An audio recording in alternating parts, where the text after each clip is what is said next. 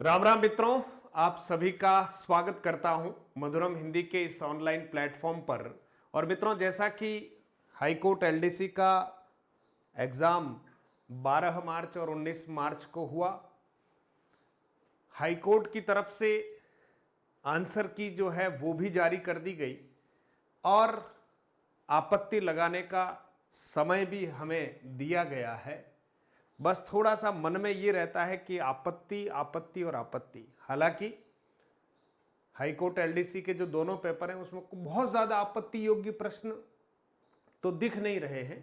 मैं मेरे विषय की बात कर रहा हूं, लेकिन फिर भी 12 मार्च को जो परीक्षा हुई है हाईकोर्ट एलडीसी की, उसमें 50 प्रश्न जो हिंदी के आए हैं उसमें 2-4 प्रश्न कहीं आपत्ति योग्य हैं, वो आप तक मैं पहुंचा रहा हूं, क्योंकि आपत्ति लगाने का समय जो है हमारा अब नज़दीक है और हमें आपत्ति लगानी है, क्योंकि एक प्रश्न भी बहुत होता है। मित्रों, जैसा कि आप सभी जानते हैं कि अभी मैं प्रयास कर रहा था, लगातार आप लोगों का समर्थन मिल रहा कि हम विधि सम्मत तरीके से शांतिपूर्ण ढंग से एक पत्र लिखें आयोग को, बोर्ड को, मुख्यमंत्री जी को, और मेल करें कि ये आखिर जो झगड़े की जड़ है आपत्ति वाली, इस जड़ पर प्रहार करते हुए इसे जड़ सहित समाप्त करना बहुत जरूरी है। प्रश्न ऐसे दीजिए साहब जिस पर आपत्ति लगाने वाले को भी 100 बार सोचना पड़े, और अगर वो लगाए तो उसका पैसा बर्बाद हो जाए। लेकिन यहां आपत्ति लगाने पर आपत्ति सही पाई जाती है, तो फिर कहीं न कहीं जो प्रश्न निर्माता है वो ठीक काम नहीं कर रहे हैं। तो ये आपत्ति लगे ही नहीं, ये हमें प्रयास करना चाहिए। फिलहाल हम जो बात कर रहे हैं मित्रों, आपत्ति योग्य प्रश्न है। प्रमाण सहित आपको ये आपत्ति योग्य प्रश्न बताने का प्रयास कर रहा हूं, तो आप सभी का स्वागत है मित्रों। ये जो हम बात कर रहे हैं फिलहाल मित्रों, वो करेंगे 12 तारीख को जो हाईकोर्ट एलडीसी का एग्जाम हुआ है, उस एग्जाम पर हम चर्चा करने वाले हैं, ठीक है। और उसमें जो सीरीज सी है, ABCD चारों सीरीज हैं, और जो आंसर की दे रखी है उसमें आपको चारों सीरीज दे रखी है, प्रश्न दे रखे हैं, क्रम आगे पीछे हो सकते हैं। हम अभी जिस पर बात कर रहे हैं 12 तारीख को जो सी सीरीज का जो पेपर हुआ है उसके प्रश्न क्रमांकों को हम यहां पर देख रहे हैं। तो आप सभी को बिल्कुल प्रमाण सहित ये बातें बताने का मैं प्रयास करूंगा। केवल 5 मिनट का समय निकाल लीजिएगा, मैं आपको उन प्रश्नों तक ले जाता हूं। मित्रों, एक प्रश्न जो था प्रश्न नंबर 30, अब ध्यान दीजिएगा प्रश्न नंबर 30 में है क्या। वैसे यूं देखें तो बहुत बड़ी बात तो नहीं दिख रही प्रश्न नंबर 30 में, लेकिन फिर भी अगर इसको थोड़ा सा बारीकी से अगर हम देखते हैं तो द्रौपदी का पर्यायवाची नहीं है। प्रश्न ये पूछा गया था कि द्रौपदी का पर्यायवाची नहीं है, और जो की आई है उस आंसर की में भी पांचालिका को सही माना गया है। हमारे अधिकांश विद्यार्थियों ने भी पांचालिका किया होगा। मैंने भी आपको जब उत्तर बताया आंसर की में तो आपको पांचालिका ही कहा था, ठीक है, नहीं है की बात है, ठीक है। अब द्रौपदी का जो पर्यायवाची नहीं है मित्रों, तो इसमें हमें इस बात पर ध्यान देना पड़ेगा कि ये जो नहीं है तो नहीं है में तो दूसरे भी हैं मित्रों, है ना, दूसरे भी हैं। क्यों है? क्योंकि यहां पर आप देखिए ये जो सैरंध्री है ये कहीं न कहीं मिसप्रिंट है। अगर आप डिक्शनरी में देखेंगे शब्दकोश में ऐसा लिखा हुआ है, और जब शब्दकोश में ऐसा लिखा हुआ है और यहां पर इस तरह का ये शब्द आ गया र, है ना, ध्र और री नहीं है, सैरंध्री ऐसा शब्द है जिसका एक अर्थ दासी भी निकलता है। तो आप देखिए द्रौपदी का पर्यायवाची नहीं है याज्ञसेनी, ठीक है, और कृष्णा, सैरंध्री, ये सब पर्यायवाची के रूप में माने गए हैं, और पांचालिका को पर्यायवाची नहीं माना गया है। लेकिन कहीं कहीं अगर आप देखेंगे तो पांचालिका के लिए एक शब्द आया है पंचालिका, ठीक है, और पंचालिका को भी फिर धीरे धीरे कह दिया पांचाली, है ना। और ये जो पांचाली शब्द है वो प्रॉपर द्रौपदी का पर्यायवाची होता है ना। लेकिन यहां पर हम देखते हैं कि ये पंचालिका शब्द भी आया है, पांचाली भी आया है, और उत्तर अपनी ओर से ये सही माना है पांचालिका। चलो हम भी इसको ठीक मान लेते हैं, लेकिन ये जो शब्द था वो क्या होना चाहिए था मित्रों, वो ऐसा होना चाहिए था। यहां पर ये जो है मिसप्रिंट है और मिसप्रिंट नहीं होना चाहिए था। तो अब इस पर भी आप सोच विचार कर आपत्ति लगाएं। बात छोटी सी है लेकिन अगर आप चाहें तो लगा सकते हैं। ठीक है मित्रों, एक बात, इसका जो प्रूफ है मित्रों वो आपको नालंदा विशाल शब्द सागर नामक जो बहुत बड़ी डिक्शनरी है, शब्दकोश है, उसके पृष्ठ संख्या 1495 पर आपको दिया जाएगा। मेरे पास अभी डिक्शनरी भी है ना, और मैं कोशिश करूंगा कि आपको भले डिक्शनरी यूं दिखा दूं मित्रों, बहुत बड़ी डिक्शनरी है। ठीक है, अब इसका जो प्रूफ है वो प्रूफ आपको मैं टेलीग्राम में देने वाला हूं, तो आप जरूर इसको देखने का प्रयास कीजिएगा। एक प्रश्न हो गया जो लगभग डिलीट होने योग्य है। अब जिसके सही हो गया है वो सोचेंगे कि सर ऐसा क्यों। अब करे नहीं करे वो बात की बात है, लेकिन यहां पर मिसप्रिंट है, इस आधार पर कहीं न कहीं इसको भी डिलीट किया जाए, ऐसी स्थितियां बनती है। एक और छोटी सी अशुद्धि है, लेकिन हिंदी तो आप जानते हैं कि जहां बिंदी की और मात्रा की भी अगर अशुद्धि हो जाती है तो अर्थ का अनर्थ हो जाता है। अशुद्ध वाक्य है, ऐसा प्रश्न था, प्रश्न नंबर 36। ठीक है, अशुद्ध वाक्य, और उत्तर जो आंसर की में दिया गया वो ये दिया गया, कुत्ता एकलव्य का काला व भयानक शरीर देखकर भौंकने लगा। उत्तर बिल्कुल सही है। ठीक है, बाकी भी जो वाक्य हैं वो भी सही है, कोई दिक्कत नहीं, लेकिन हमें यहां पर आपत्ति आती है कि यहां अश्वमेघ लिखा हुआ है। आप भी देखना अश्वमेघ, और 19 तारीख को जो पेपर हुआ है उसमें भी ये वाक्य आया हुआ है, उसमें अश्वमेध लिखा हुआ है। और जो अगर शब्द देखें तो सही शब्द मित्रों अश्वमेध ही होता है। इस आधार पर अगर हम देखेंगे, वाक्य में एक अशुद्धि का प्रकार होता है वर्तनी संबंधी अशुद्धि।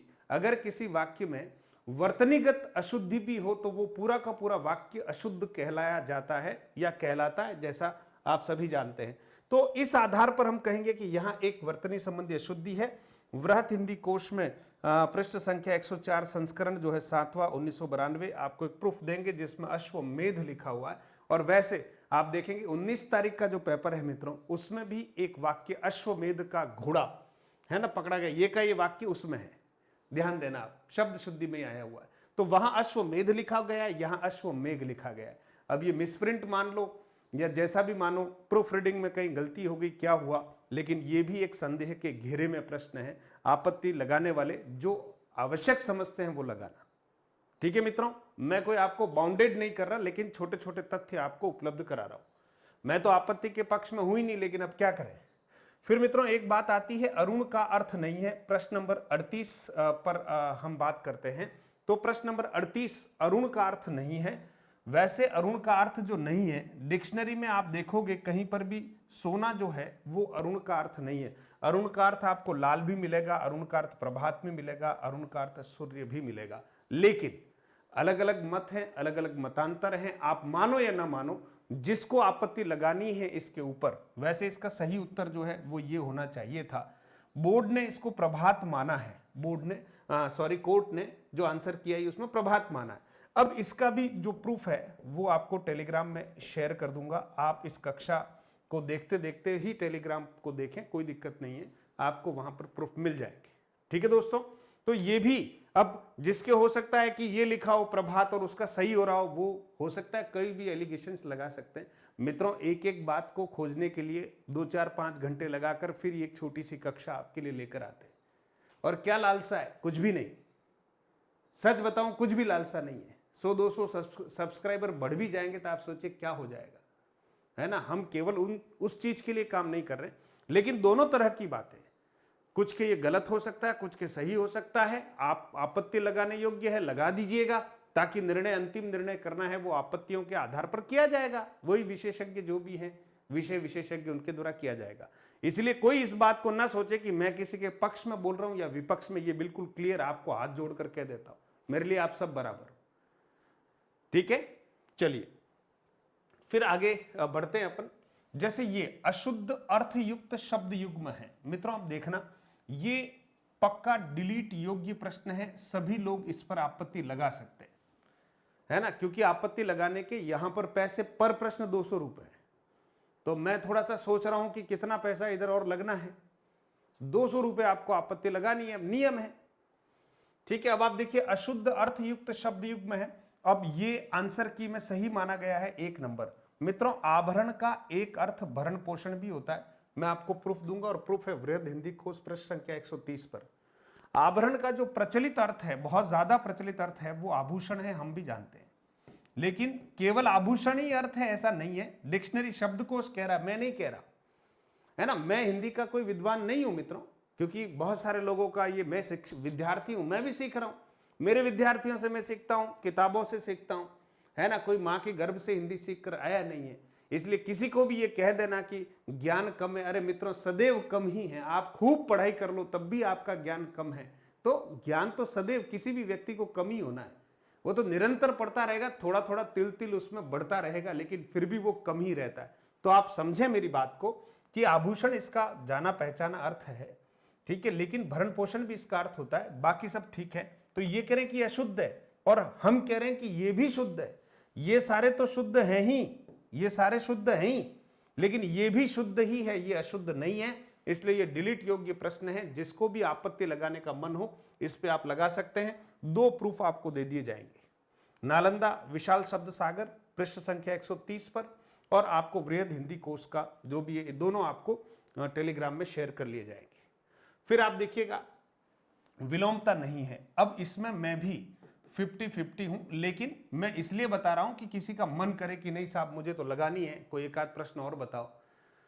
इसलिए क्योंकि आप देखिए ये एक किताब जो है ढूंढते ढूंढते मुझे भी नजर आई है, ठीक है, सीबीएसई की किताब है ना। इस तरह की आप जानते हैं सीबीएसई में बहुत सारी पुस्तकें चलती है ना, सरस्वती और इस तरह की किताबें हैं व्याकरण की। तो ये एक पुस्तक जो है प्राची करके, व्याकरण एवं व्यावहारिक हिंदी, लेखक देवेंद्र नाथ शर्मा, प्रश्न संख्या 70 पर उन्होंने लिखा है। लंबा का उन्होंने चौड़ा पर्यायवाची लिखा हुआ सही माना है। बाकी वास्तव में होता क्या है, लंबा का ठिंगना होता है, नाटा होता है, ये बात हम भी मान रहे हैं। आंसर की में ये सही माना गया है। वैसे इस प्रश्न पर ये थोड़ी विलोमता जरूर है, लेकिन अगर पक्का हम देखते, पक्का उसका पूरा सही विलोम शब्द ठिंगना या नाटा होना चाहिए था, ठीक है। लेकिन एक किताब में मुझे चौड़ा भी मिला है, इसलिए उसको आपको मैं यहां प्रूफ के रूप में दूंगा। किसी को लगाना हो तो लगाओ। इसमें मैं भी आपसे कह रहा हूं कि 50-50 वाली स्थिति ही है, लेकिन किसी को लगाना हो तो प्रूफ उपलब्ध करा रहा हूं, ठीक है मित्रों। फिर अगला आप देखिए जो प्रश्न है मित्रों, ये प्रश्न जो है यूं देखें तो बड़ा संदेहास्पद हो गया है। हालांकि जो की जो है वो की बिल्कुल ठीक कह रही है। मंदार, मंदार का अर्थ स्वर्ग का वृक्ष होता है, स्वर्ग होता है, हाथी होता है।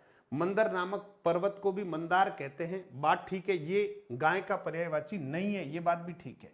लेकिन मित्रों मैं डिक्शनरी को जब कंसल्ट कर रहा हूं तो डिक्शनरी में मित्रों ये सुरभि भी गाय बताया है, खुशबू बताया है, और ये जो सुरभि है इसको भी गाय और खुशबू बताया। लिखे हुए के आधार पर कर रहा हूं, गाय और खुशबू, है ना। मैं किसी गाइड की बात नहीं कर रहा, मैं डिक्शनरी की बात कर रहा हूं, और ये मैं आपको भेजूंगा, आप समझना, ये मैं आपको भेजूंगा। लेकिन एक शिक्षार्थी हिंदी विद्यार्थी शब्दकोश जो है उसमें तो दोनों, जो सुरभि छोटी है बड़ी है, उन दोनों में ही गाय कहीं बताया ही नहीं है।